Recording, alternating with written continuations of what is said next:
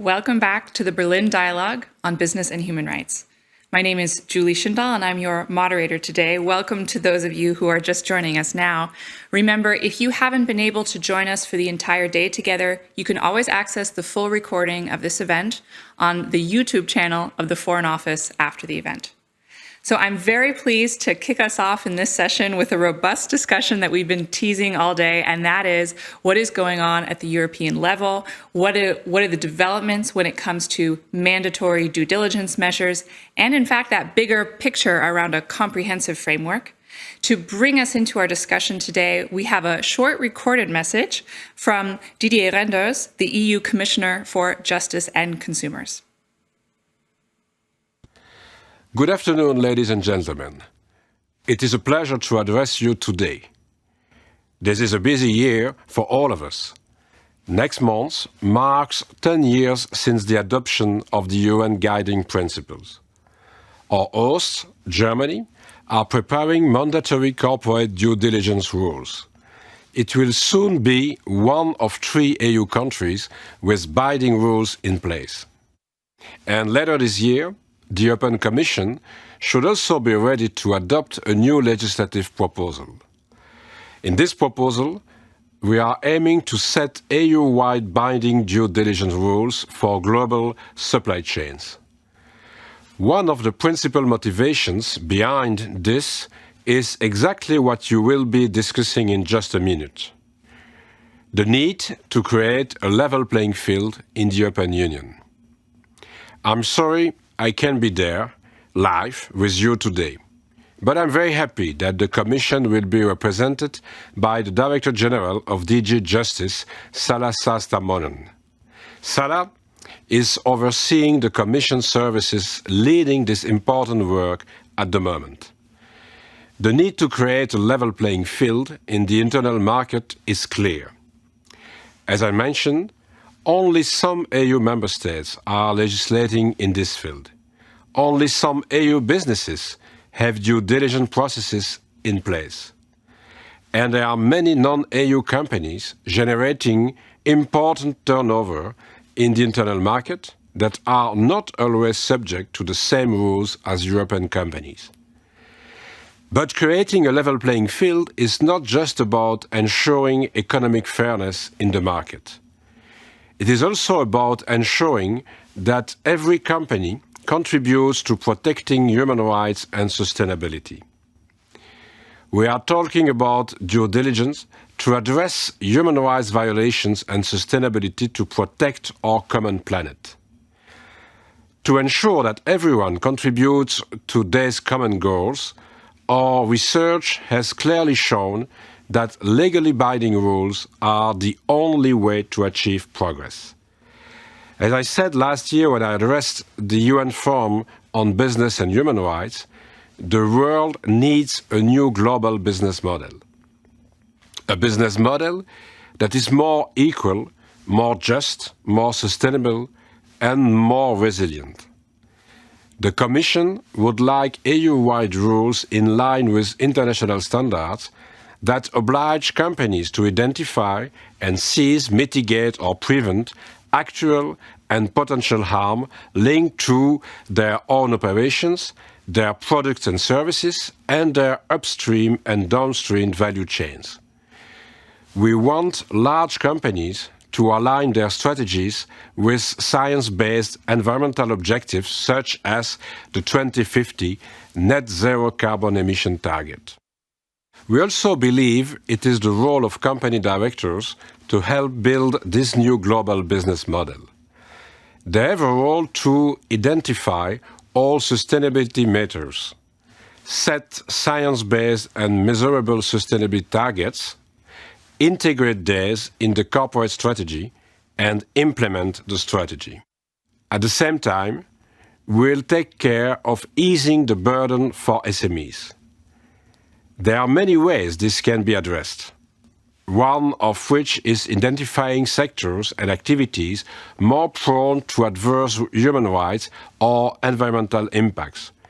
We are aiming to lead by example. What we really need is an international level playing field, underpinned by the UN guiding principles and global climate commitments. This is what the EU framework will contribute to. Thank you very much. Well, thank you very much to Commissioner Reynders for giving us those words to kick us off. This has been a pretty anticipated focus session for us today, so I'm very pleased to have these three panelists with us to kick us off on the big questions of, are we entering a new chapter, and what are the expectations around this forthcoming EU-wide mandatory human rights and environmental due diligence. So on this panel, we have some terrific speakers this afternoon, and we have Ms. Salla Sastamoinen, the Acting Director General at the Directorate General for Justice and Consumers at the European Commission. We have Mr. Bandlanga, Member of European Parliament and Chairman of the European Parliament Committee on International Trade. And we have Mr. Berning, the State Secretary at the Ministry of Labor and Social Affairs here in Berlin. So thank you all for being with us. Ms. Sastamoinen, I want to turn straight to you. We just heard from the Commissioner a bit of a high-level preview of what we might expect with these mandatory due diligence measures. Can you provide us with any additional updates or insights about what to expect? Good afternoon.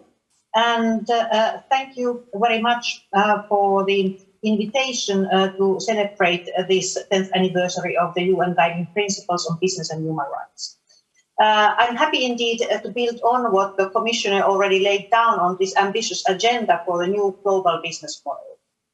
For this, the Sustainable Corporate Governance Initiative, in honoring the EU's international commitments that were mentioned, commitments to protect the human rights, to mitigate the climate change, our initiative would envisage a holistic approach where the corporate due diligence obligation is underpinned by the company director's duties. So at least these two aspects. So firstly, we aim to clarify the director's duties, a duty of care in the best interest of the company. This means that the interest of all its stakeholders to best serve the long-term interest of the company. Secondly, it's important that the directors identify the sustainability matters, that they set sustainability targets and integrate these into the company strategy. The business strategy should cover sustainability matters. That is the integrated model. And thirdly, actual and potential adverse impacts that the company causes or is foreseeable associated in its supply chain or value chain, these should be captured through the corporate due diligence duty. In that regard, as mentioned just earlier by the Commissioner, we want to build on the already well-known, already acknowledged UN guiding principles on business and human rights. The European Parliament has given a resolution on the matter, and this Parliament resolution is an important milestone, as well as also a building block in our work on developing an EU-level mandatory horizontal due diligence requirement. These background, or these are the sources also for our impact assessment that is being carried out. Naturally, part of this assessing impact is that is a very consultative process. And in this process, there are still a number of issues that are also outstanding, such as the question of the personal and material scope of the initiative. So which companies exactly will have duties? Concerning the enforcement, the regime could possibly have combined duties of the civil liability and then administrative supervision. These are being considered. These specificities, and including then the enforcement that is even across the member states, are all estimated in our impact assessment that I mentioned. We have to look at the policy options, both benefits, and then assess the cost of the impacts. And that work is currently going on. I mentioned that this is a consultative process. So the important source have been also the stakeholder feedbacks. We had an open public consultation that generated a really important feedback of almost 500,000 respondents. In very broad manner, the stakeholders recognize that the voluntary approaches and reporting have not brought the necessary behavioral change and thus expressed support for a mandatory approach.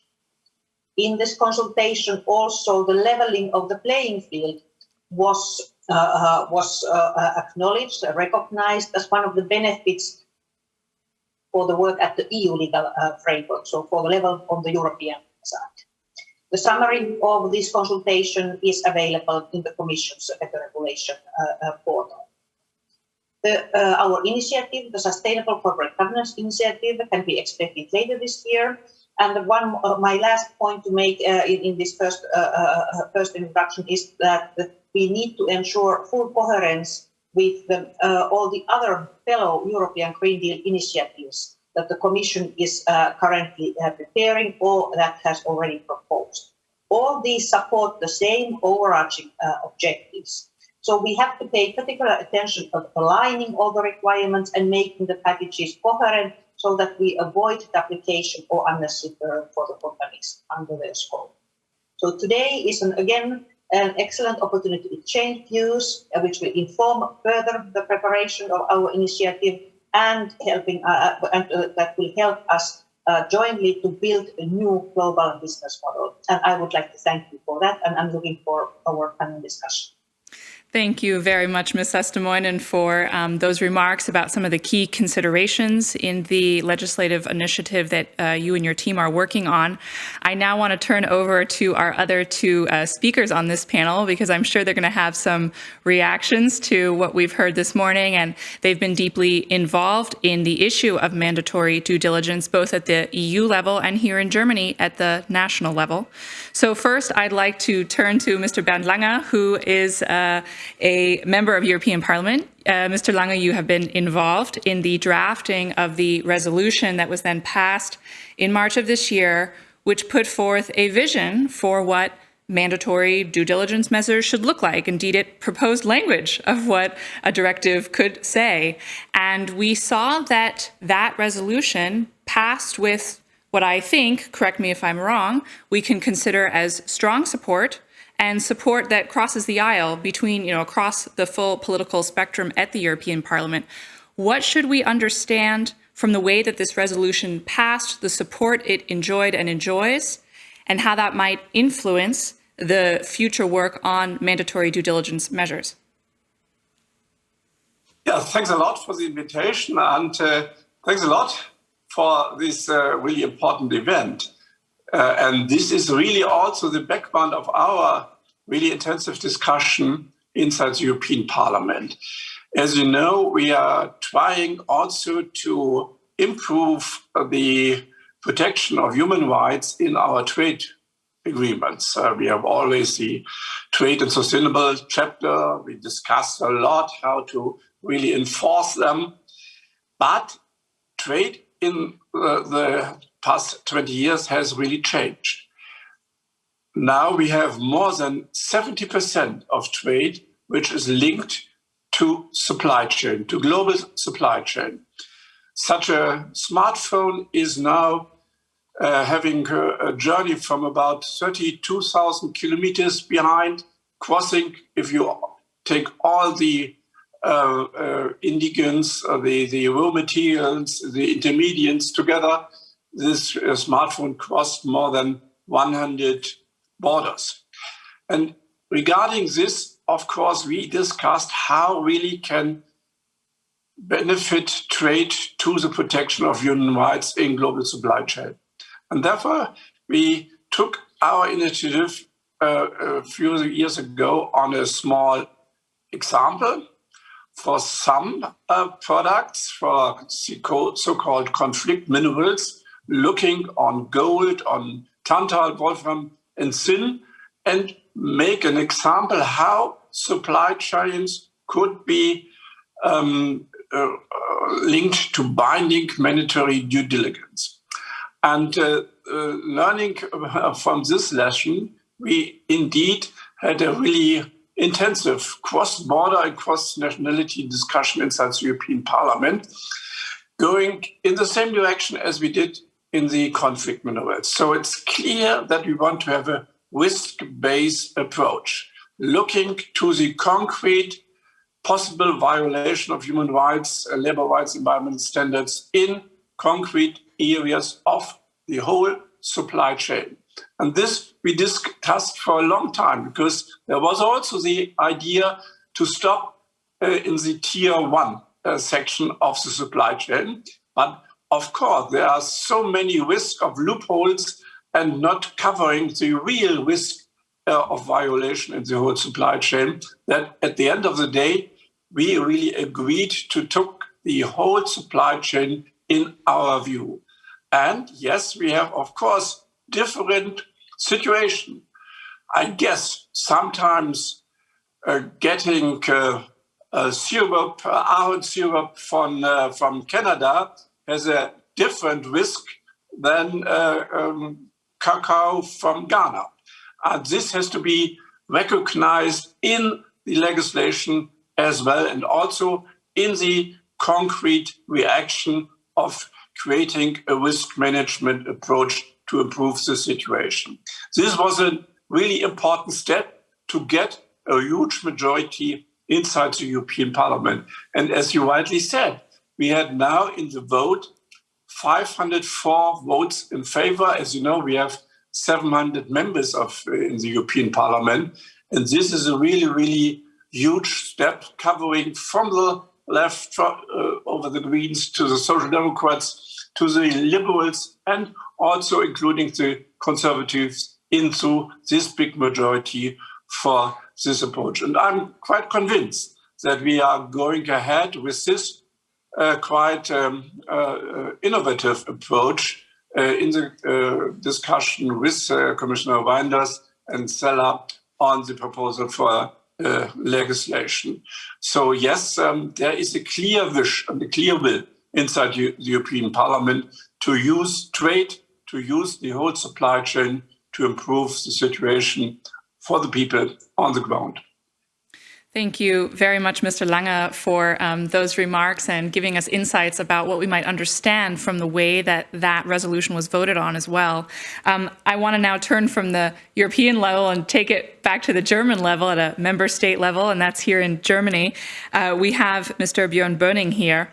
And Mr. Berning, obviously, Germany, as we've referenced numerous times today, has on the table proposed legislation around human rights due diligence expectations for companies. And as we heard already this afternoon, there are key issues to consider around, well, how many companies does it apply to? How deep in their supply chain should they be conducting this due diligence? Big questions we're facing. Can you share with us a bit some of your key thoughts on how Germany's proposed legislation aligns with what we're hearing may be coming out of the European Union, and how it might diverge from that? Yes, thank you very much for the invitation. And I think protecting human rights is a European responsibility, and is a responsibility for every member state, and also responsibility for every citizen and every company. And I think it's important to say this in the beginning. And you asked in the beginning, is there a new, or are we entering a new chapter? And I think we should enter a new chapter. And we know that still today, 150 million child workers are in the world. We know that 40 million people are forced to labor. And so I think it's time to act now, and it's time to find a common regulatory framework in the European Union. Besides that, what member states have to do. And so we welcome and support the initiative of the European Parliament, and also the initiative of Commissioner Reinders to find solutions for sustainable supply chains and a regulatory framework. So it's an important opportunity for the European Union and its member states to close governance gaps in human rights protection along global supply chains. And I think there's a need for policymakers to intervene with HRDD legislation to create a common framework for all as part of their duty to protect human rights. The EU and member states must ensure the company based in the European Union must may meet their responsibilities along global supply chain. And so a legally binding EU standards has the potential to improve the situation of people along global supply chains on the ground, as Bandlanga already said. So I think it's very encouraging that during our Germany's Council presidency last year, the 27 EU member states have adopted a far-reaching Council conclusions on human rights and decent work in global supply chains. Jointly, the member states have called on the Commission to table a proposal for an EU legal framework on sustainable corporate governance, including cross-sector corporate human and voluntary due diligence obligations along global supply chains. As you all know, and that's the situation these days in Germany, the German Federal Cabinet adopted the draft Act on corporate due diligence and supply chains in March, and I hope it will be passed by Parliament by the end of June. It's a strong support for every European initiative, but it's also a German position. And I think if we compare this to other member states that found legal frameworks for sustainable supply chains, the German position is a clear and a strict position for human rights. And I think it's necessary that we, as already mentioned, we need to look at the whole supply chains, not only at tier one, that we have a clear enforcement, and that we also have clear legal objections for the companies so that they know what they have to do, and so that they also know that they can work for legal certainty. And I think the German Act is a very good proposal for every discussion that we have. And so we need to provide companies with clarity on what they need to do, respect human rights in their own operations and their networks. And so EU legislation on the other side should provide companies with orientation, legal certainty, and security of action, and set uniform requirements for all, creating fair competition, because engagement for human rights is one aspect. The other aspect is fair competition, so that the companies who are doing well have not an unfair competition to other companies. So that's very important also to mention. Thank you very much. Thank you, Mr. Berning, for those remarks. I want to go here to some questions. Mr. Langa, you referenced in your remarks, I think your words were a very intensive debate around what would go in this resolution. For example, around critical questions such as how far in the supply chain should companies be conducting due diligence? We know that this is one of the divergent factors between what is in the draft German legislation and what is in the EU Parliament resolution. So in these discussions, the discussions landed in a different place. Can you provide us with some insights? You went through the process of debating and discussing with colleagues in the Parliament what should be the expectation here, particularly around scope, for example, and also the accountability mechanisms. How did you manage to overcome some of the concerns? How did the debate fold out? I think for other member states, it may be interesting to hear those insights as they attempt to consider how they might legislate this at home. Yeah, of course. We started, as I mentioned, looking on the concrete risk. And of course, there is sometimes you have a big company really performing quite well, with a lot of people working for this company, where the risk is quite minimal, even in their supplier in the second or third step.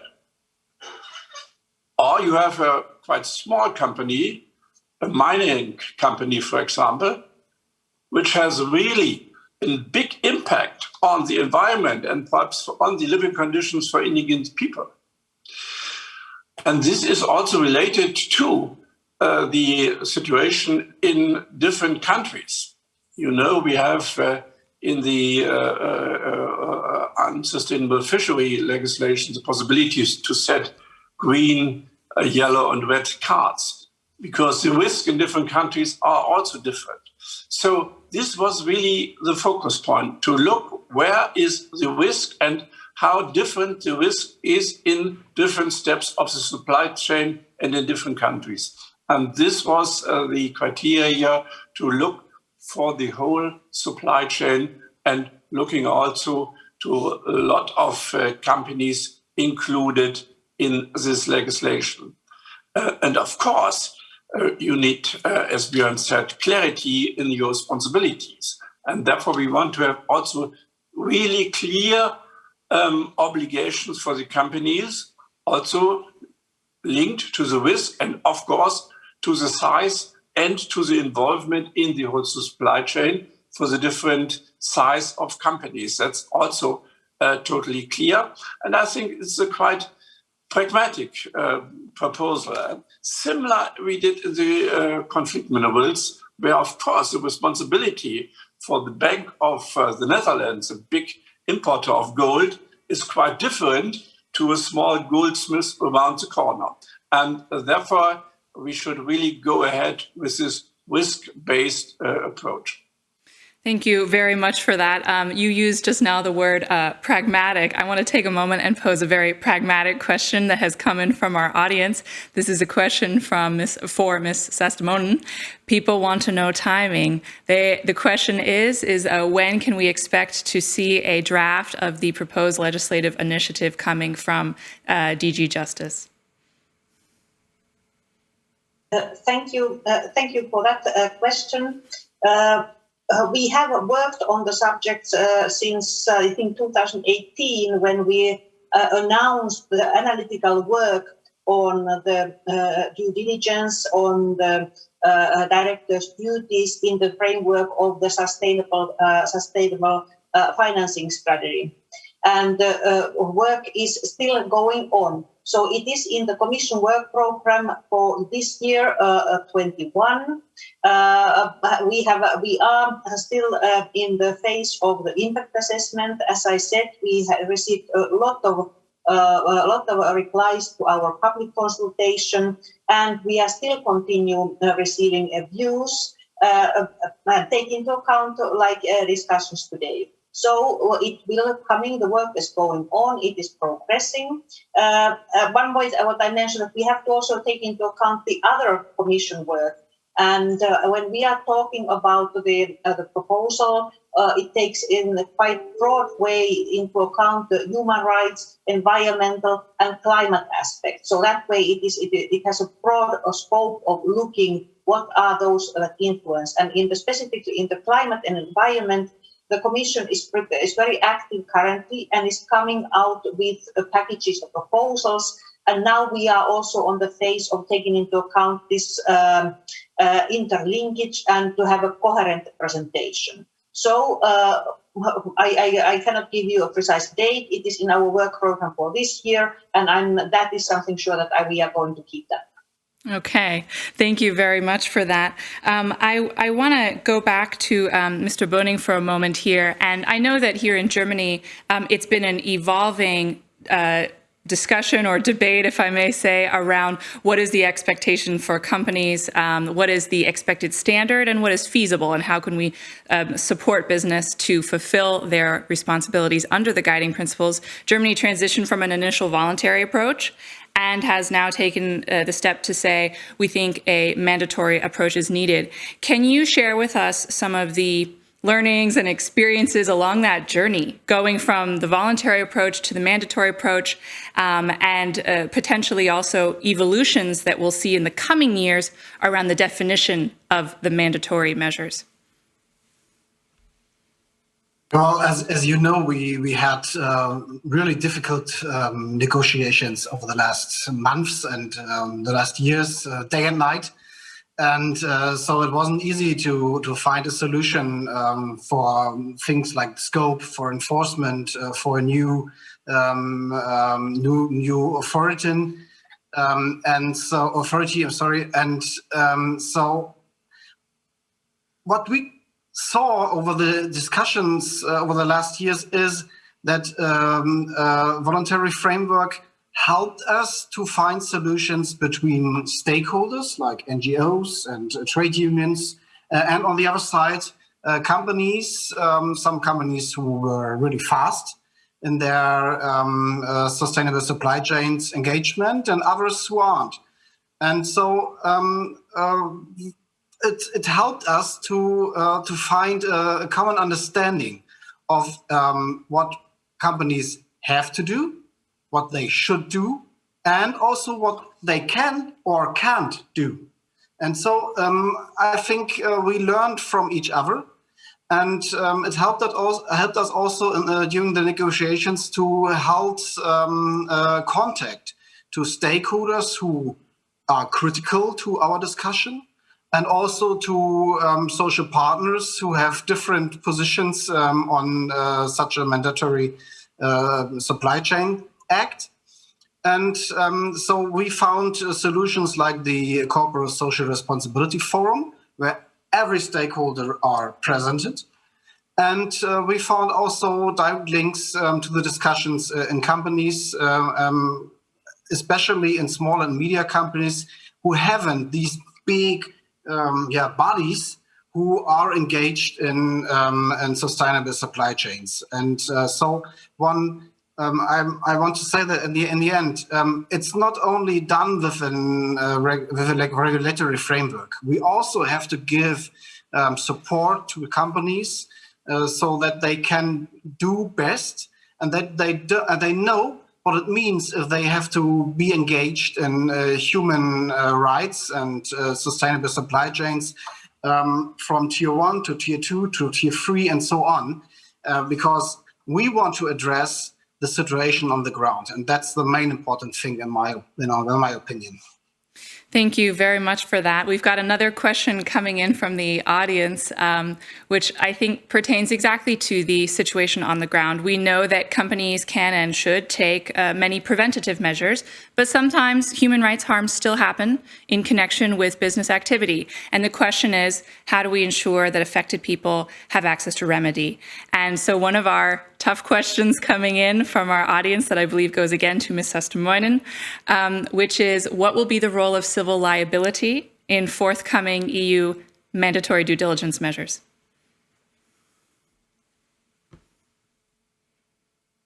Thank you. That question indeed relates to this enforcement.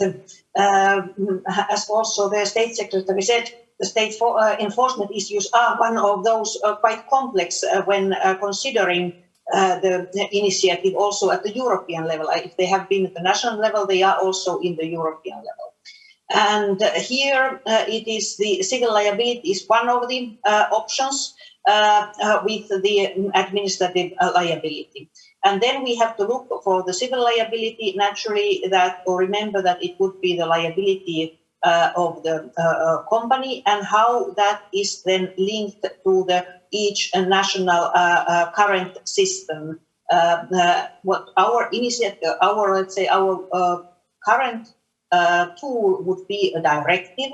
So it could be that in the directive, it is in the general level that that in which cases, maybe also taking account the risks, as was said also by the Bandlanga, that requires then various obligations to the different companies when we talk about holistic, but we have to take also into account indeed that the risks are not the same, and maybe the obligations are then stronger depending on the companies, either or size for the sector. That was what our commission also referred.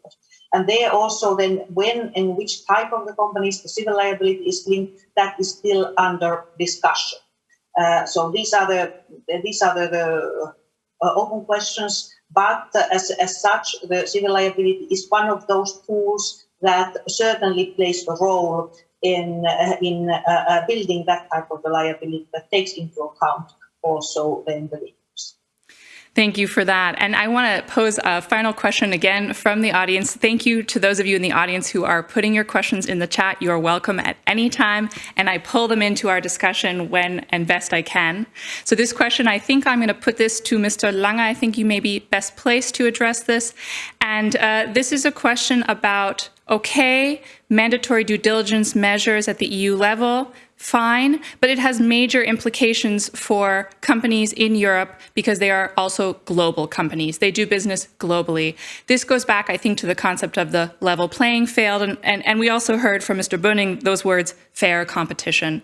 So you and your colleagues, when you were working on the resolution that was passed in March, how did you take into consideration these concerns about ensuring that European companies can stay competitive globally? First of all, as I mentioned, the system has to be practical, not a bureaucratic monster. And therefore, for example, the use of digital tools is important. So the artificial intelligence to analyze situation and analyze risk is important.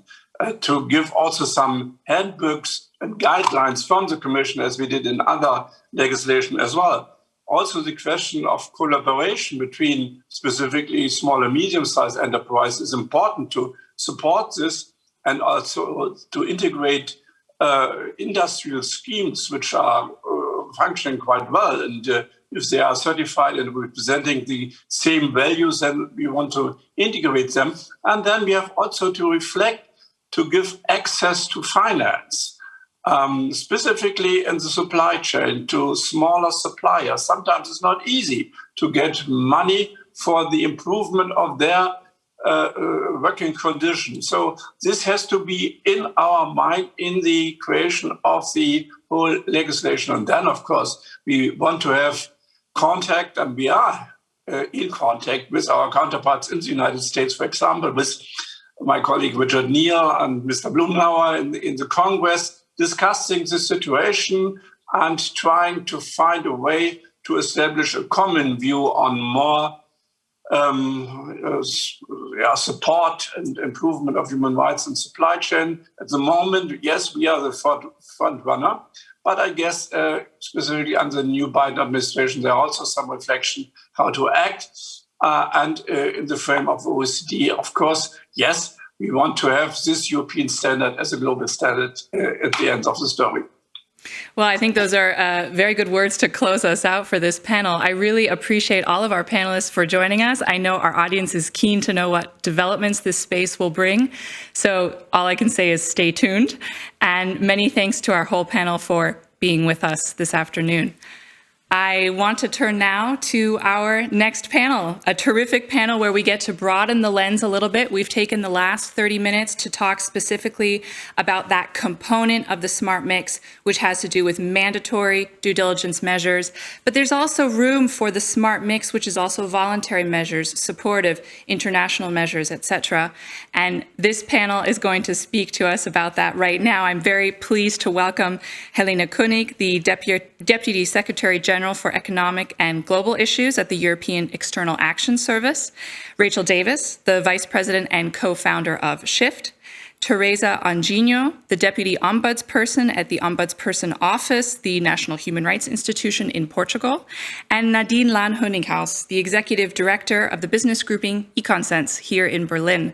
So thank you all for being with us. And Ms. König, I want to turn straight to you with the question about, can you update us about the External Action Service latest work around a comprehensive framework around business and human rights and the implementation of the guiding principles? Thank you very much, Julie. And it's a real pleasure to be here and in an all-female panel. Very happy to see that. Always encouraging. So moving then, of course, we've been, the EU and member states have been in the forefront of all the global efforts to implement the United Nations guiding principles since the adoption 10 years ago now. You've already in the last session, and I listened in on that one, which was interesting, heard a bit from DG Justice and Director General Sastamoinen talking a bit about the upcoming legislation when it comes to mandatory human rights and environmental due diligence across the supply chains, which is an interesting, of course, very interesting and eagerly awaited initiative. But of course, we have a set of wider actions. Not only do we have due diligence legislation already in place, and you probably all know about the timber regulation and the requirements on corporate sustainability reporting. We also have a number of our member states who already have national action plans in place, 15 of them actually, which is, I think, a strong support. We're doing a lot of things with international partners when it comes to supporting what is done through projects. And there, I think it's one of the key things for the European Union as a whole is actually working very closely with international partners. We don't always want to rebuild the wheel, but we actually want to work with something which is already in place and agreed on. And of course, a very important part of that is our EU delegations in third countries. And there we're really talking about the international dimension. How do we work with third countries? How do we work with actors in third countries to bring the UN Guiding Principles agenda forward? So with that, we'll take a new step when it comes to leading this implementation and reinforcing our leadership when it comes to business and human rights. We adopted the Council of Ministers, adopted in November last year, the EU Action Plan on Human Rights and Democracy for the years 2020 to 24. And within that, there is a dedicated section on business and human rights. It's obviously a very strong component of this is to further strengthen our leadership. Again, a close cooperation and engagement with partners on the implementation of the guiding principles. We have identified 4 key aspects in this. The first part is, of course, engaging with states, other countries, to support them when it comes to developing and implementing their own national action plans for the guiding principles. Very, very important, again, linking back to the previous section, is work with the private sector. Again, we're talking about building a business case for including due diligence and business and human rights considerations into the management plans and their overall business plans. And I think other actors have already said that there is a push on European level, but it's absolutely clear that many countries that are European are in the forefront. So there's plenty of work to be done outside Europe also. On the multilateral level, supporting the agenda, of course, of the Working Group on Business and Human Rights of the UN, including, which I think is very interesting, the roadmap for the next decade. It's about how can we do this better, but it's also about reflecting the new challenges that we've seen during the decade we've had the plan in place. And the fourth part, and that brings me to our framework for business and human rights. It's, of course, how do we ensure that we have a coherence between what we do internally and how that is transmitted externally. And the EU comprehensive framework is built on the shared commitments of member states, knowing that we need to work on actions that will bring forward the implementation of the guiding principles, understanding that we only can do that by being coherent among ourselves. So that is a starting point, coherent and coordinated as member states. It is a bit early to see where we will land on all that. We're just starting the work. Things go a bit slower under COVID, but still there is a lot of enthusiasm, I think, for working for this. We're looking at, of course, what can be done better at national level. And there is a lot about sharing experiences, best practices, in particular for those 15 member states who already have national action plans. How do they develop them? How is the implementation going? The second aspect is looking at the EU level. And you've already discussed during these sessions a number of the EU initiatives that are already in place. And I mentioned some of them in the beginning, but also, of course, the new things that are coming on stream, where, again, due diligence is one of the, I think, most interesting initiatives. But there are also work on decent work in supply chains. There's work on trade and sustainability in our FTAs, but also in other instruments. And there's a lot of work on sustainable corporate governance, not only on the governance itself, but also on the reporting of that governance. Again, most of that is really aimed at making sure that we insert this in a holistic business plan. And last but not least, it is the international leg, of course, where we're talking about global standards based on the guiding principles, support for other countries in developing their national action plans, and again, we will see how these three legs can work together.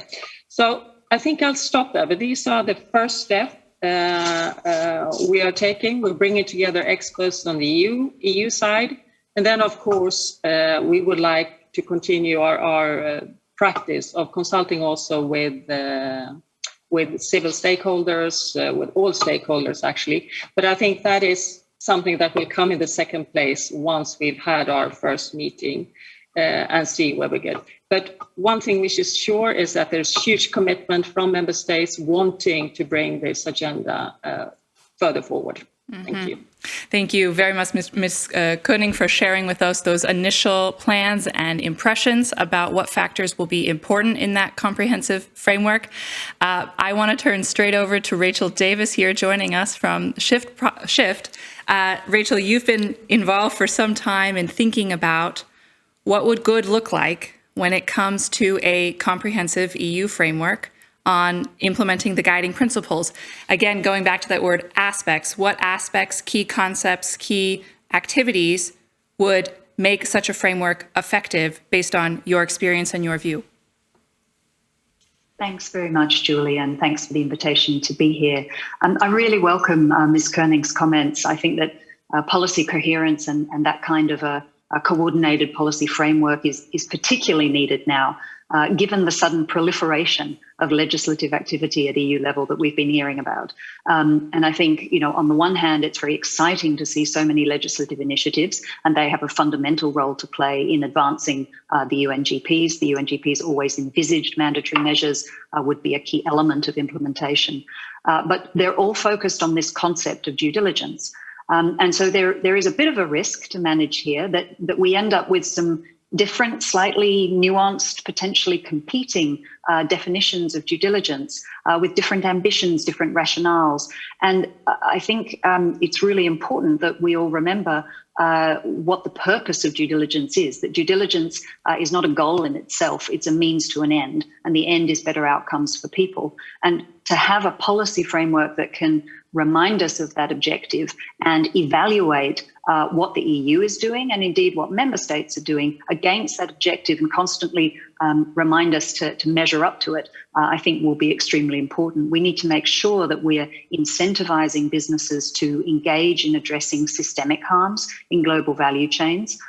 We don't want them de-risking supply chains or exiting from challenging contexts, because that seems like the way of managing new legal risk. It would be really perverse if these exciting legislative developments that are intended to have better human rights outcomes were to lead to a result like that. So we need the sort of policy measures that sit around that to prevent against that kind of result. So I think that a framework, member states have called for this kind of a framework for a number of years now, and I think including Finland, Sweden, Germany, the Netherlands, and I think it's really exciting that it might now happen. And I think the Finnish agenda for action that they developed during their presidency in 2019 actually still has a number of elements that remain very relevant today. And I'll speak to two of the levels that Ms. Koenig was mentioning. The first is, what can the EU itself do? And I think in addition to obviously this role in addressing the fragmented legal landscape, enhancing access to remedy through legislative measures, particularly DG Just's Sustainable Corporate Governance Initiative, the two other areas are really around enhancing development cooperation programs that have the aim of addressing business-related human rights risks, where the EU has a very particular ability to also bring other governments into collaborative discussions, so production country governments into collaborative discussions about root causes like low wages, for example. And in addition to that, the free trade agreements, there is potential in the trade and sustainable development chapters. We haven't, I think, yet realised that potential. And so the focus on wanting to really strengthen the monitoring of those chapters and really involving affected stakeholders in those monitoring and impact identification processes is key. And then in terms of what the EU can support at member state level, in addition to, I think, this need for a bit of a peer dynamic, peer review around NAPs, there is a risk that NAPs become lists of things that exist rather than plans for concrete policy action, and peer review and, frankly, peer pressure and competition can help prevent against that and I think help them move up in terms of progress. The other area I would really highlight is the opportunity to encourage the use at member state level of the critical levers of state financing and public procurement. We've actually got some significant experience now in integrating the guiding principles into export credit and development financing approaches within the EU. The UN Working Group has highlighted this. And there's a real opportunity, I think, for some leadership on what that means, and then some more work in the area of public procurement as well. Thanks. Thank you very much, Rachel, for giving us a sense of where this comprehensive framework could go and what good might look like in that future. I now want to turn to our other two panelists to give us some impressions before we hopefully can take some questions from our audience. So our panelists here represent some groups that would be affected by a comprehensive EU framework from the perspective of affected people, Teresa in Portugal, and from the perspective of companies, and particularly companies that are active in many countries. And that perspective we can get a bit today from Nadine. So, Teresa, I want to turn to you at the National Human Rights Institution in Portugal. You have the opportunity to hear from people who have been harmed by business conduct.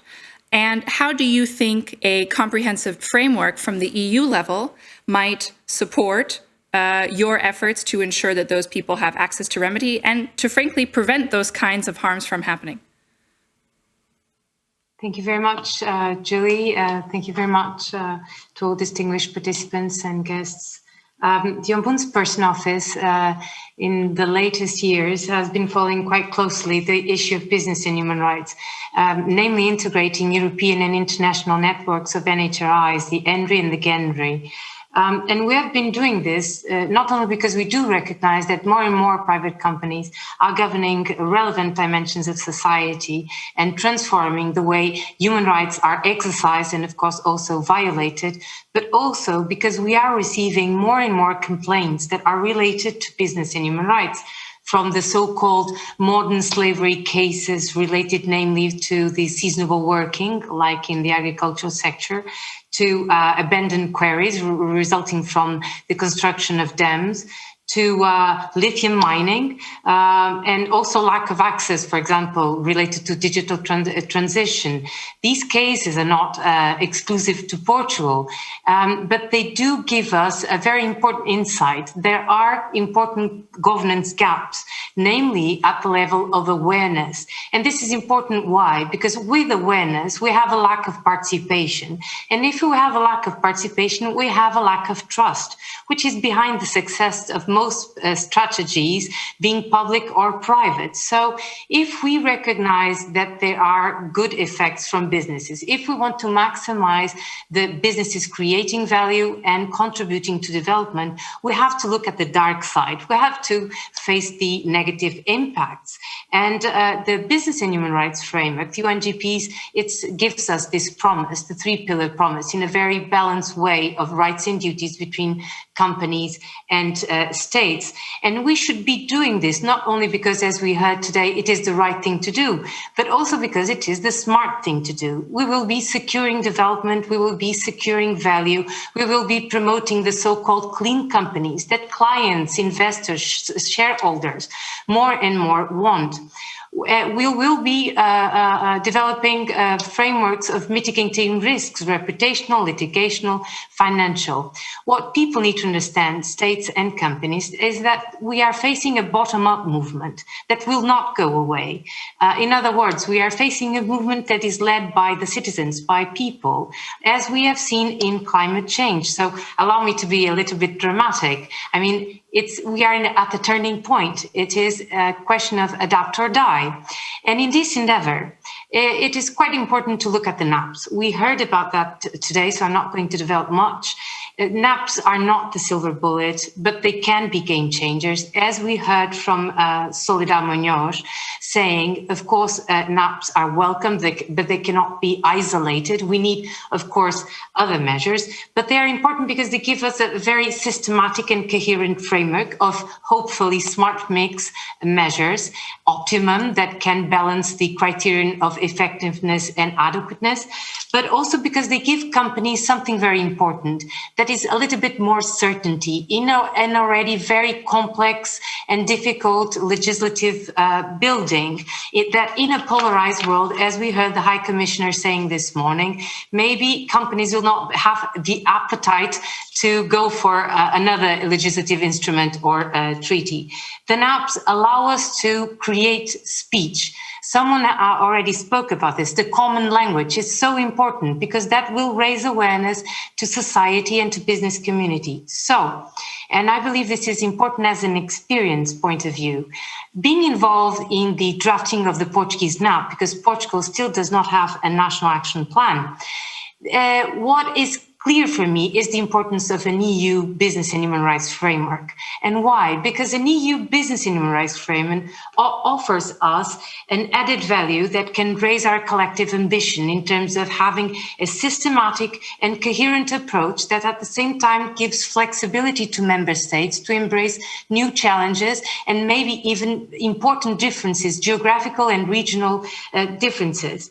And why was this clear for me? Because I had to look at the European landscape, international also, but let us look for the sake of this conference to the European landscape. As we heard, I mean, well, it is true that we can speak about progress at many levels and even leadership of the European Union. However, we also don't have all member states, Portugal as an example, having national action plans. And the ones that have national action plans actually have significant shortcomings.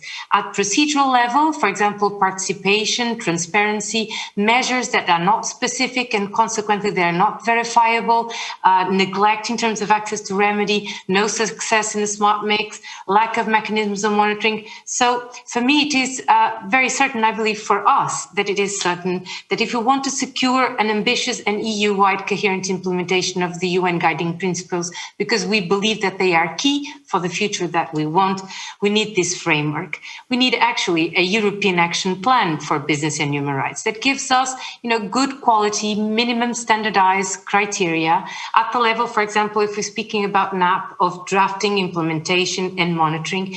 EU can and should be active in monitoring and also helping states to compare efforts, which is really very important, and learn from each other's experience, the so-called peer pressure that we heard about.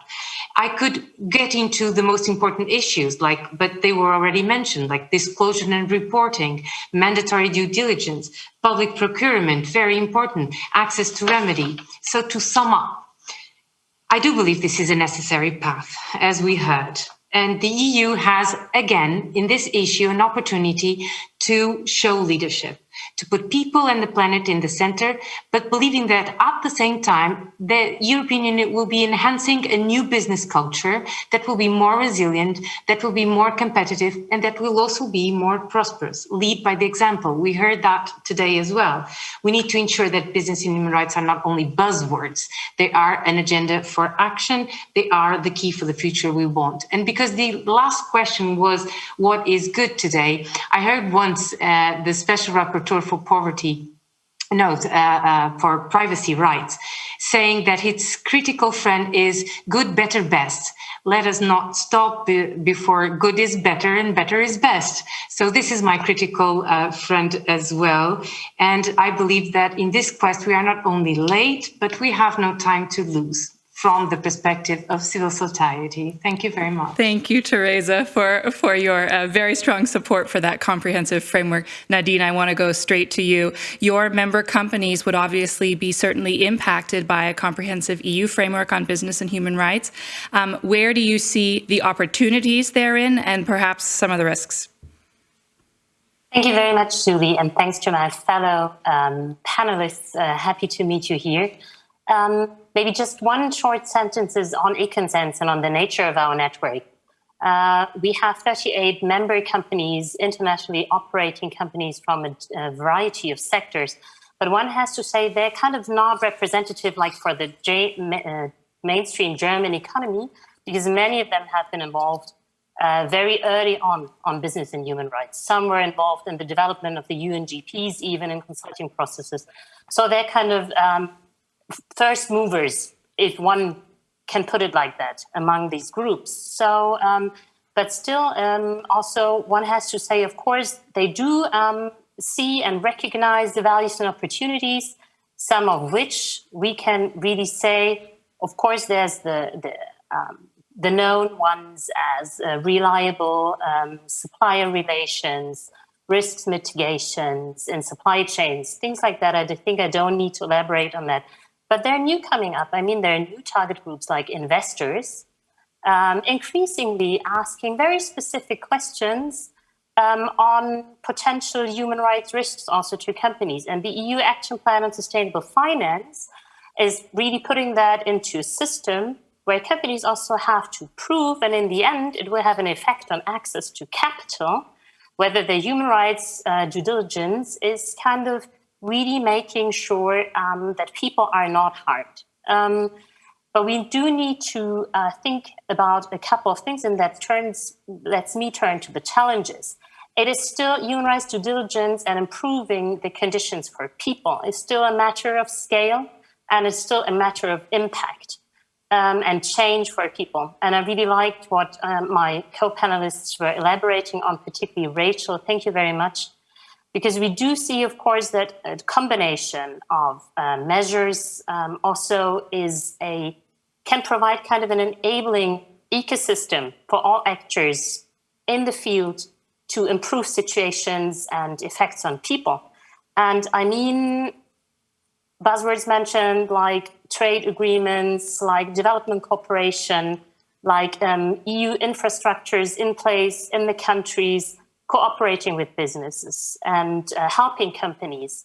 We do see a lot happening on the German level. Our members supported the National Action Plan in its first round and really were involved in developing it and giving recommendations. We do have a national dialogue in the automotive sector and many sector dialogues coming up also on the national and also on the European level. So we think that this enabling system should address these challenges best by looking at a few key factors. Companies in this environment need room to focus really on the risk-based approaches, on the systemic risks in supply chains. There needs to be enough space to do root cause analysis and really address many of the issues that are known and not maybe address all of the potential issues, but think from an impact perspective on the rights holders. There needs to be support provided to businesses in the EU and beyond in particular. Companies need incentives and safe harbor regulations and things like that. Coming up with really intensive engagement, for example, in sector dialogues would be clearly welcome and foster participation.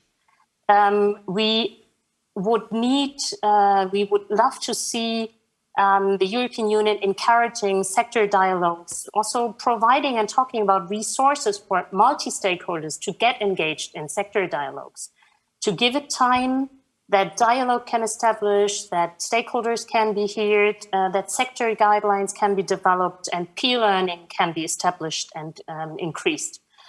There needs to be a common understanding of collaboration in terms of impact and also in terms of performance measurement, because that also what this social taxonomy within the EU framework in the end will bring. We need to measure the impact. We need to measure what we do. And only multi-stakeholder approaches can get us to solutions that are commonly accepted by all stakeholders in the field. In the end, I will see also, I liked what Helena was saying, that really it is very important to look at coherence with the EU plans on all different levels, CSRD, social taxonomy, environmental taxonomy going on. Because in the end, companies will have kind of one documentation to report on the issues that are considered relevant. And somehow, in German, you have the saying, the Quadratur des Kreises. So you kind to make the circle kind of into a square. This problem, turn the circle into a square, can't lie with the companies all by themselves. So there needs to be assistance in that. And what I personally would like to stress, because I meet a lot of people that are very motivated, but particularly in multinational companies, have to address systemic issues in a very comprehensive and systemic way, is an atmosphere of mutual acceptance and understanding from all stakeholders alike, and maybe with all ambition, the patience to give things some time to develop and evolve. And I know that this is urgent because there's human lives that need to be improved.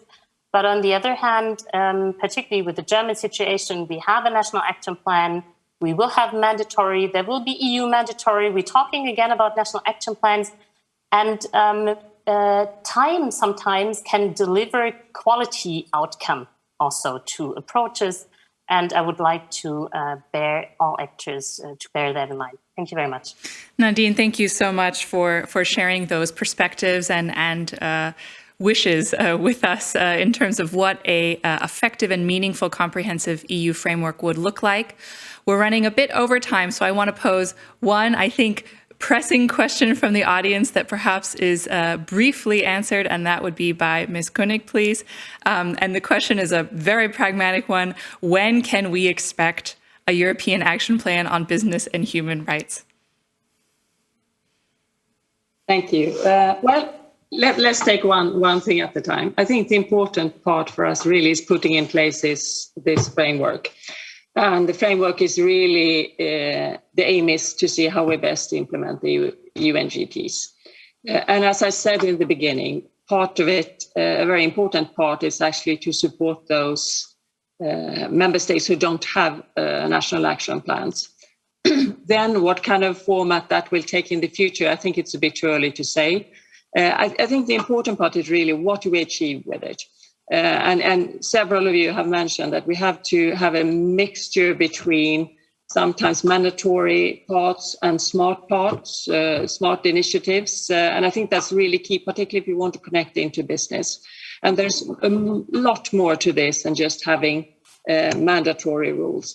And I think for us, we need to really get the discussion going internally in the EU. Again, we're coming off to a good start because there is a commitment to want to discuss this, want to get out better on the other side. Where that will lead, I think it's really too early to say. I think for us, the most important part now is that we really reinforce the implementation of the existing UNGPs. And then we will take it from there. Thanks. Well, thank you very much for that reaction to the audience question. So with that, I want to say a very warm thank you to all of our panelists. You've provided tremendous food for thought for where it might be going with an EU comprehensive framework on guiding principles implementation. So thank you so much for being with us. And I'm now going to turn to our final focus session of the day. This session is really an opportunity to go big and talk about the last 10 years and the next 10 years and beyond. So I am extremely pleased to welcome some speakers today who we foreshadowed very early in the day. We began with the UN High Commissioner for Human Rights, Michelle Bachelet, for example, talking about the UN Working Group on Business and Human Rights. And I'm so pleased to welcome two members from that working group with us today, as well as a member from the OECD Working Party on Responsible Business Conduct. So now I'll introduce you by name and thank you for joining us. Mr. Dante Pesce, the current chair of the UN Working Group on Business and Human Rights and the executive director of the Vincular Center at Catholic University of Valparaiso in Chile. Anita Ramasastry, a member of the UN Working Group as well, and professor of law at the University of Washington in the United States. and Christine Kaufmann, Chair of the OECD Working Party on Responsible Business Conduct and Professor for International and Constitutional Law at the University of Zurich in Switzerland. Thank you all so much for being with us. This panel is a chance to talk about where we've come from and where we're going. So Dante, I'd like to begin with you. It's tremendous to have you with us today. And as we know, the UN Working Group, as part of this UNGPs 10+ project, we've heard it referenced a few times today, supported by the Foreign Office here in Germany. One of your activities was to undertake a stock-taking exercise of the last 10 years. I think you're going to go to publication pretty soon with that exercise, and I think our audience would be very keen to hear some of your major findings about what's gone well, what maybe hasn't gone so well in guiding principles implementation over the last decade. Yeah, well, thank you very much for the invitation and for having me here. Let me start by saying that the process of evaluating the first 10 years of the implementation of the guiding principles started as a process something like 2 years ago with a very significant engagement with the government of Germany. And as it has been mentioned before, it's our main sponsor to take stock of the first 10 years, but also help us develop our roadmap into the next 10 years. And that roadmap will be a second phase of this project that I will describe in a minute. Just one thing that is quite remarkable. This process of listening of what has worked and what has not worked that well brought us, and we opened the door for expressions and for written comments. We got almost 250 written comments from all the spectrum of stakeholders from all around the world, including indigenous people, including unions, and of course, including business and governments. But it's a very robust process that we put in place to listen. And we organized more than 30 ad hoc consultations to discuss about the guiding principles first 10 years, but also we piggyback in about 50 additional events that took place around the world, again, to listen. And the first main conclusion that I can share with you, because as you said, Julie, we're going to publish this stock-taking report, and it's going to be public on the 16th of June this year, the same day that we will celebrate the 10th anniversary of the guiding principles, and it will go out in 6 languages, all the official UN languages. And the main conclusion is that we are having a half-full glass conversation. 10 years ago, there was a lot of skepticism. The guiding principles were welcome, but it was, let's say, something to be tested. If they were useful, they were implemented, they will, let's say, a real contribution, or it was more good intentions, again, good intentions in paper, but with weak implementation. Today, from all stakeholders, some of the stakeholders consider that we are in a half-empty conversation, so there's a lot of room for improvement, and some stakeholders consider that it's more a half-full glass. But nevertheless, it's a conversation around a glass that has something inside. And the starting point is that we do have the guiding principles. We do have the 3 pillars as a starting point for many conversations. And we are having a discussion on the quality, the strength, the speed of implementation, but not if the guiding principles are applicable or not. We know they are. We're trying to move from pilot phases, early adopters, pioneers, to mainstreaming and moving from incremental to exponential. And we have some key obstacles that we have identified, and let me get through some of them quite quick. One is the lack of policy coherence, and that has been mentioned before today, not only at the government level, but also at the multilateral level.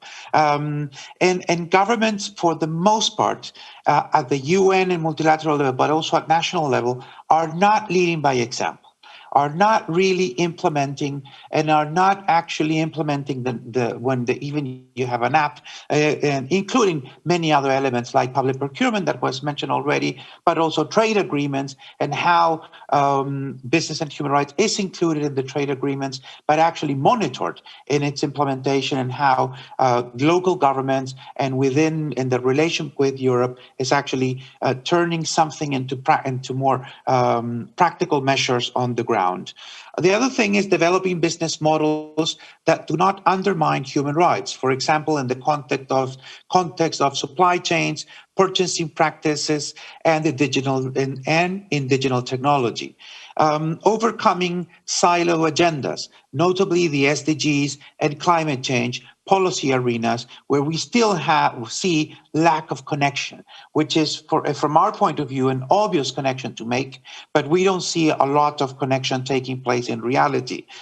We have a need for better corporate human rights performance data, including better disclosure. And to design the right responses, we need to know what works and what doesn't.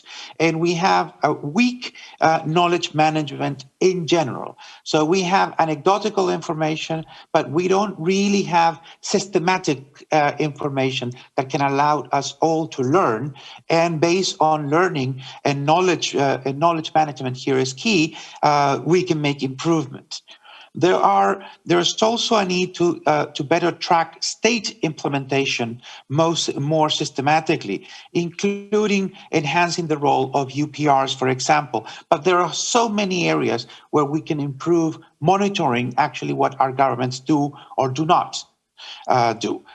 There's also capacity gaps among stakeholders, including those who have to implement, for example, governments and business, notably SMEs, but also national human rights institutions, communities, civil society, etc.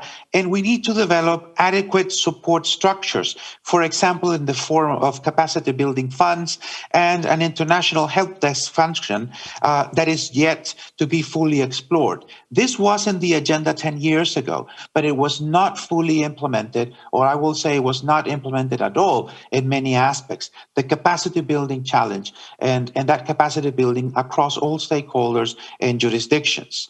And the last decade has also underscored the point made in the guiding principles. Voluntary approaches alone are not enough. That has been discussed today a lot. Mandatory measures are now on the race. But at the same time, many decades have demonstrated that legal measures are essential, but we will not alone be able to ensure business respect for human rights. And that is why we need the smart mix that has been, of course, part of the conversation today. In the context of my region, Latin America, what we have discussed is hard law is welcome, soft law is welcome. Sure, they are welcome, but what is needed is hard implementation. So this smart mix can look differently in one region or other. The point is that we need to stress the implementation element, how hard the implementation it is, and do we have the right incentives in place? So I will leave it here to leave some room for, I hope, a second round, and the floor is back to you, Julie. Thank you very much. Thank you, Dante. A very good overview there. You referenced at the end of your remarks the critical point around capacity building, ensuring that those who need to implement responsibilities and duties under the guiding principles can do so. And the world is only becoming more complex, and the capacities then to do business with respect for human rights, perhaps even more challenging. And I want to turn now to Anita to address this point of we are living in a time of challenge for global business, for global workers and communities, as well as governments. If we look to the next 10 years of guiding principles implementation, how do you see the complex and changing times we are in now affecting our trajectory and perhaps our impact? Thank you so much, Julie, and thank you to the Foreign Office for the invitation to be here today. I really want to focus on where we are, and as you mentioned, we are coming out very slowly from a pandemic. We're in a period of recovery, but we're also in a place of tremendous challenges geopolitically, and I gather from some of the earlier parts of the dialogue, we've talked about some of those challenges. So where does that put business and human rights? And a few points, and I think Dante did a great job of sort of saying, what have we learned from a decade? We're at, I think, a natural turning point. After a decade of experimenting with the guiding principles around the world, we're now in a place where we can say, well, what is the next decade going to look like? The first thing I would say is that there's a greater expectation that business has a very strong role to play leading globally, especially in times of uncertainty or chaos, that business is really there to stand up for the rule of law, for resilience, and for really embracing the notion that all stakeholders matter. So I think there's an expectation that business should and will lead in this next decade. The second point I want to make is about this idea of responsible recovery. What we've learned from the pandemic is that the guiding principles are a very important tool for companies. I call it a future-proofing tool. What we've seen is that companies that invested in the guiding principles or in similar types of human rights due diligence and impact assessments have really performed well on capital markets and economically for themselves, but also for their workers and for their communities, because they had invested. They had not waited for there to be regulation in order to use human rights due diligence to say, what kind of impacts should we be thinking about for our workers, for our employees, for supply chains? What investments do we need to make? And the companies that had already been doing that and had processes in place were able to respond to the pandemic, either because they already had approaches and strategies in place around issues like layoffs, safety for workers, what kind of pay and benefits they should have, or because they could quickly do so because the human rights due diligence tools of the guiding principles allowed them to do that and to pivot very quickly. Just Capital and some really interesting academic research has just come out in May of 2021, ranking companies in, for example, the top 100 in the United States around companies that were future-proofing using the guiding principles in human rights really are doing well. So they do well, but we have to remember what the pandemic has shown us is that resilient workplaces, resilient workers, human rights are important for all of us, whether it is a worker in a factory making essential equipment or an essential worker that is actually working in an office. That we need everybody, we need resilience. And so I really want to emphasize resilient capitalism is what I focus on, requires this approach of looking at human rights and responsible business. The last points I'll make are just really that we've also learned that we need this better integration, and we're seeing this in Europe, of course, with the discussion of mandatory human rights due diligence, of how we look at the environment, how we look at issues of corruption and responsible business, and how we look at human rights as a holistic ecosystem. And we'll hear from Christine Kaufmann, who really lives and breathes this at the OECD, which is how do we bring responsible business as a holistic approach to life?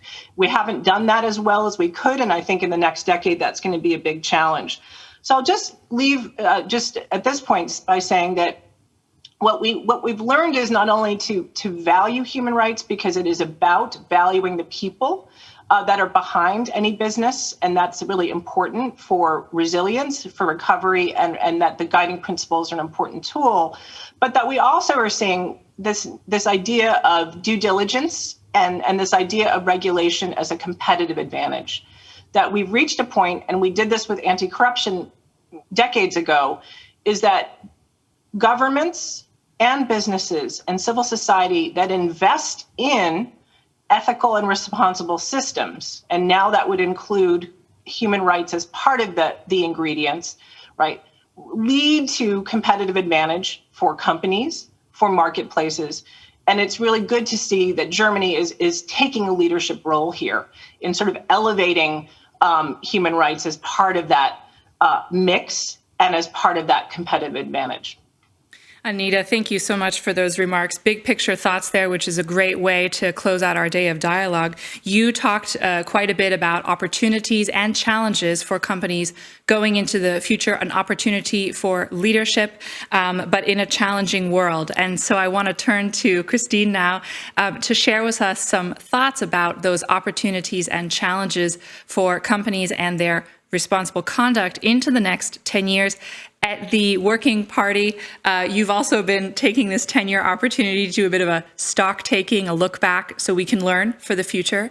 And can you share with us, I know your process is not as far along as at the UN Working Group, can you share with us some early findings, perhaps also around the National Contact Point System, which is one of the key systems that we talk about when we talk about responsible business conduct and business and human rights?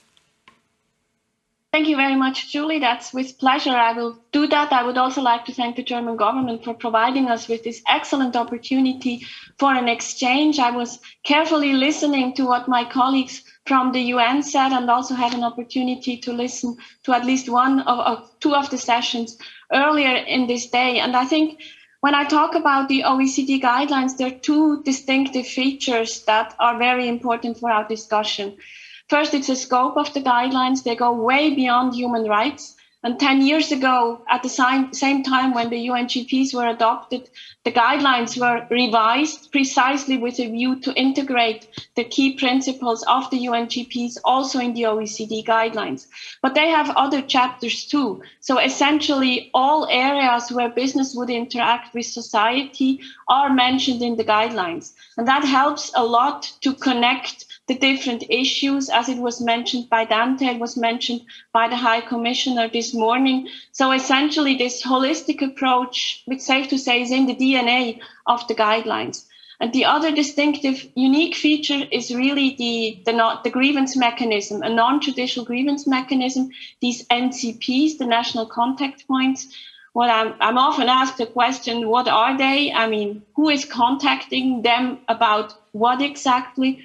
They have a double mandate. And I also think that's important for looking into the next 10 years. They have a mandate to handle cases related to responsible business conduct involving companies that operate within their territory or from their territory.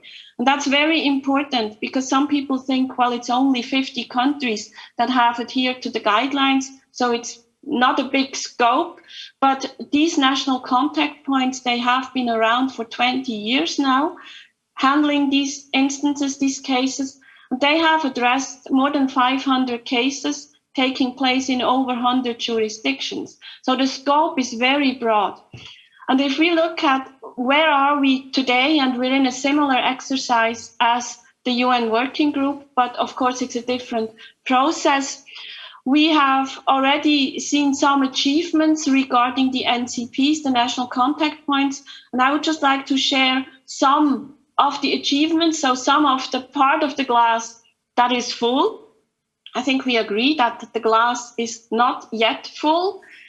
There's empty parts, which I will get to also in a moment. And I think we have some key ingredients for success. And success, I would define as Rachel did in a previous panel. It's really making a difference in people's lives. So we don't want to write principles for the sake of having principles. We want to see a difference, and we want to improve the situation on the ground.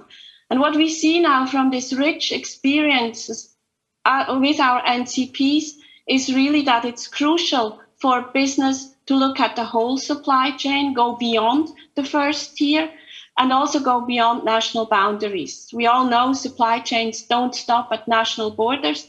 And we often hear the argument, well, it's way too complicated, it's too much of a burden, particularly in a pandemic. But we also see in the very manifold contacts that our national contact points have with business in promoting responsible business conduct standards, in talking to them, how are you implementing due diligence on the ground, that the companies that have a sound system in place do much better in terms of crisis.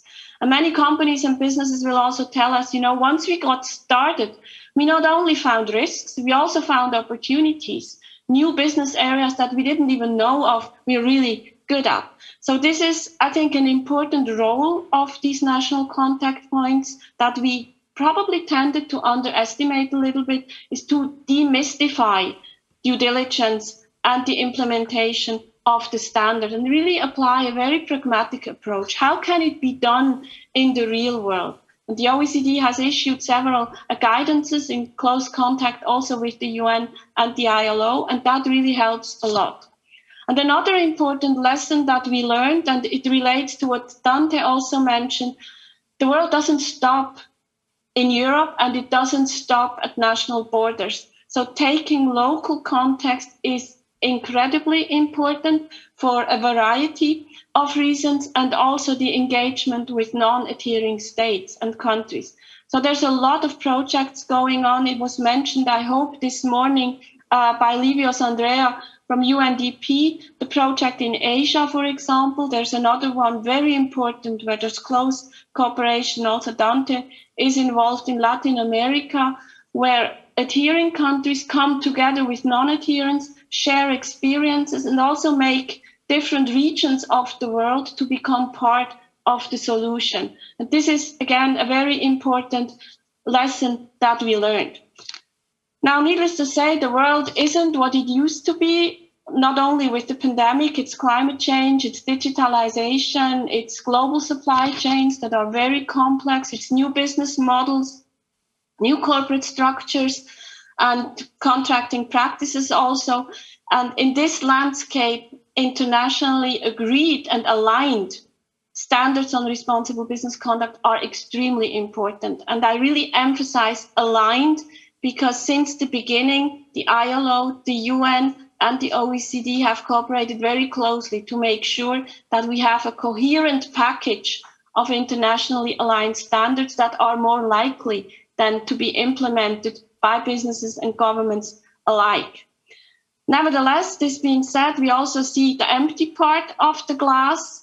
What we see, and specifically now in the remedy part, in the grievance mechanism part, is that sometimes parties are just unwilling to engage in procedures before national contact points. And this is where governments really can play a crucial role by setting clear expectations based on these international agreed standards and setting some incentives for companies and business to engage. And speaking about governments, I would also highlight what I would call some homemade challenges that NCPs are faced with, or as Guy Ryder put it this morning, I could also call it a source of frustration. There is an issue within the system itself. Sometimes NCPs, or not all NCPs, are visible. They have different structures. They are not always easily accessible. Timeliness is an issue, and not all of them are in a position to ensure equitable and safe proceedings. We do have 50 governments committing to establishing such effective national contact points, but there are at different levels. Procedures vary greatly. And in fact, and again, turning to what do we want to achieve, and we want to improve the situation on the ground, it should not make a difference for people affected which national contact point they turn to. And it's very clear that if we want the system to be fit for the next decade, we have to take action. And we have to take action now, making sure that these challenges are addressed and that the system remains credible for all stakeholders. And we do think, and we see that there is some sort of a quick fix. And the quick fix could really be that governments are providing more resources to national contact points, that they review institutional structures, and very important that they ensure that stakeholders are adequately involved. But we cannot stop there. We also see that there is a need for a more systemic approach, and that relates to what Anita and Dante were just saying. We also need to look at the bigger picture, and in the remedy part, that's really the overall landscape of remedy mechanisms available. And we heard in the previous session from NHRIs that are playing an important role. And this is really where the stock-taking exercise that the Working Party is currently engaging in comes into the picture. So here the question is really, are the guidelines as they stand today, are they fit for purpose in the next decade? And specifically for the national contact point system, that asks the question, is the role that national contact points have according to the guidelines today, is that adequate? And is the way these NCPs are being told to operate, is that still fit for purpose? So this is something the Working Party is looking at, the guidelines and the procedural guidance. So in sum, I would say it's clear the glass is not yet full. Business not completed, as it was said this morning. But I also think at the same time, we now have 50 countries very actively engaging from across the globe in a comprehensive stock taking with a view to really ensuring that the guidelines remain fit for purpose. And for me, that is really a reason for optimism. So I leave it at that and hope we have some time for questions. Thank you so much, Christine, for sharing those reflections with us. Something that I've heard throughout this day and certainly throughout this discussion has been the importance for companies to engage, to get involved, to ask themselves the tough questions, to take a look at their total value chains. And we've heard a lot of conversation about why they should be incentivized to do that, what their incentives might be. I want to, as we close our day out, talk about the opportunities for business with the responsible business conduct approach, with the guiding principles approach. And Anita, I want to turn to you for this question. You referenced explicitly this area around opportunities and seeing that when companies take a view to human rights due diligence and considering these factors, they also support their own stability and resilience. That was your big word. Can you talk to us a little bit about the opportunity for business to get engaged, to put the resources in that are necessary, to have the open ear to being involved that has been called for throughout our day today? Great. Thank you so much, Julie. And I really want to, and I think Christine and Dante did a great job of reminding us of the larger reason that we focus on the guiding principles, right? It's about changing the lives and making sure that people that are impacted have access to remedy and that we prevent harm. That's the larger goal. But what we also see is that by doing that, the pandemic showed us that it was important. If we hadn't thought about it before, and I think business is looking at this very closely, we value everybody who is engaged or impacted by business, whether it's a worker or it's a consumer, that we need to think about the human impact of business activity. Once we do that, though, what we really see is that resilience comes from this idea of business taking its own action, being forward-looking, and using human rights impact assessments and human rights due diligence as a way of being able to tailor approaches to human rights impacts. Rather than, so for example, during the pandemic, governments can't always move quickly. They can create things like mandatory human rights due diligence, which is a larger framework. But in terms of things like whether you need 6 feet between people at a factory or whether or not you need masks, those things are, regulation is sometimes reactive. Government can't always move as quickly to think about what's the best design for keeping people safe or for dealing with issues in a particular business. The guiding principles provide that flexibility. It creates a process where a business anticipates those harms and is able to deal with them in a way that is best suited to their own business model. That's really what we talk about with resilience and recovery. I'm sorry, the light in Seattle is shining brightly right now. But it's really to say that this is a great opportunity, right, is to look at human rights due diligence as a tool and a business process that leads to positive outcomes for people, but that also gives business a really great way with dealing with things rather than saying we're going to wait for the state to tell us exactly what that 6-foot distance needs to be. Mm-hmm.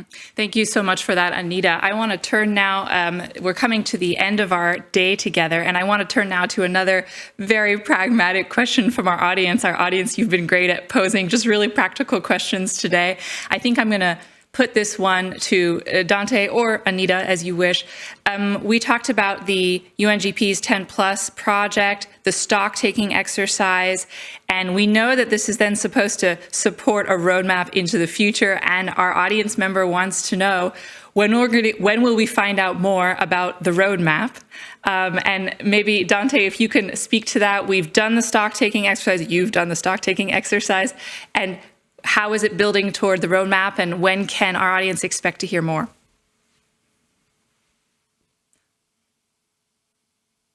Sorry. Yeah, on the 16th of June, we will present the stock-taking exercise, the first 10 years.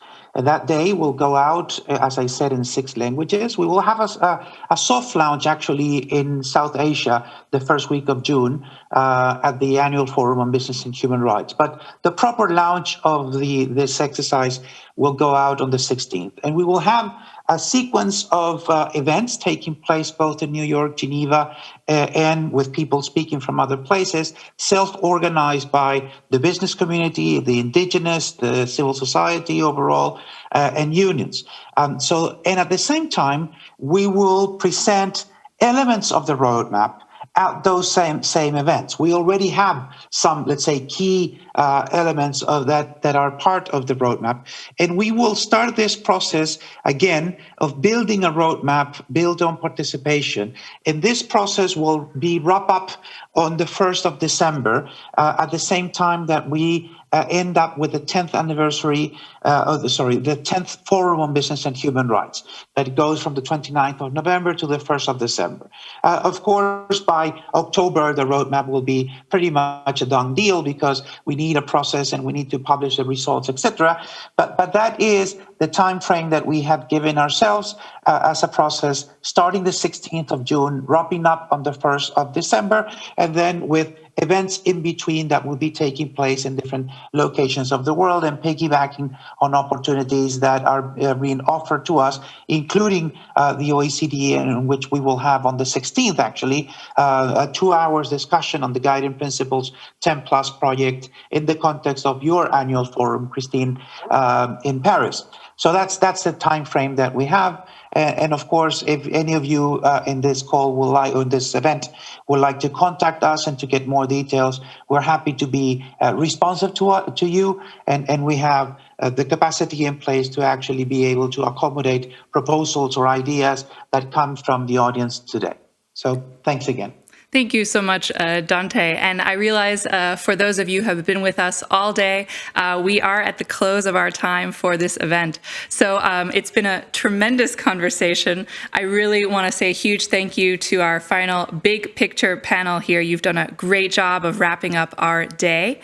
And I want to turn briefly to a few logistical updates before we say farewell for the day. So many of you are aware of the website where you are watching this event live streaming. We will make a full recording of the event available to you on the YouTube channel of the Foreign Office. You can also find the link to that on the website, Berlin Dialogue, bhr.de, which is where you're watching the live stream right now. We will also make available a short summary of this event, and we will share the questions and comments that came in from you, our audience, on that website after the event. So just so that you're aware of that.